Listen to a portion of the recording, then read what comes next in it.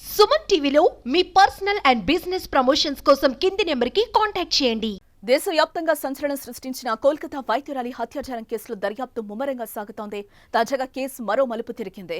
ఆర్జీకర్ మాజీ ప్రిన్సిపల్ సందీప్ ఘోష్ ని CBI arrest చేసింది. సందీప్ ఘోష్ తో పాటు Tala area police station AHO Abhijit మండల్ను అరెస్టు చేసింది. ఎఫ్ఐఆర్ నమోదులో జాప్యం చేయడంతో పాటు సాక్ష్యాలను మాయం చేశారనే అభియోగాలను వారిద్దరిపై నమోదు చేయడం జరిగింది. అయితే వాస్తవానికి ఇటీవలే ఓసారి సందీప్ ఘోష్ ను సిబిఐ అరెస్టు చేసింది. అయితే కాలేజ్లో ఆర్థిక అవకతవకలకు పాల్పడ్డారనే అభియోగాలను అప్పట్లో నమోదు చేసింది. ఈ నెల 23వ తేదీ వరకు సందీప్ కు కోర్టు జ్యుడిషియల్ కస్టడీని విధించింది.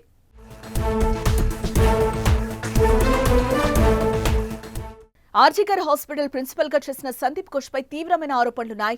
ఆగస్టు 9న ఘటన తర్వాత సాక్ష్యాలను తారుమారు చేయటం, కేసును తప్పుదోవ పట్టించేందుకు పోలీసులతో కలిసి ప్రయత్నించాడనే కథనాలు వినిపించాయి. ఘటన మరుసటి రోజే సెమినార్ హాల్లో మరమ్మత్తు పనులు చేయాలని కోరుతూ బెంగాల్ ప్రభుత్వ ప్రజాపనుల విభాగానికి ఆనాడు కాలేజ్ ప్రిన్సిపల్ హోదాలో సందీప్ ఘోష్ లేఖ రాశారు. దాని ఆధారంగానే ఆయనపై సాక్ష్యాల మాయం అభియోగం మోపినట్లుగా తెలుస్తోంది.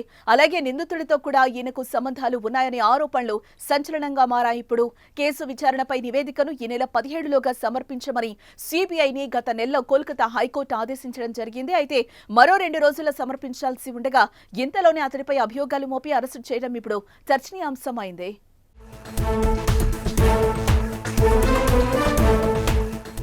సందీప్ ఘోష్ అరెస్టుతో వైద్యులు సంబరాలు చేసుకున్నారు. సాక్ష్యాలను తారుమారు చేసిన మాజీ ప్రిన్సిపల్ సందీప్ ఘోష్ తలా పోలీస్ స్టేషన్ ఇన్ఛార్జ్ అధికారి అభిజిత్ ను ముందు నుంచి అరెస్టు చేయాలని డిమాండ్ చేస్తున్నామని, తాజాగా అరెస్టు చేయడంతో కేసులో కీలక పరిణామమని వైద్యులంటున్నారు.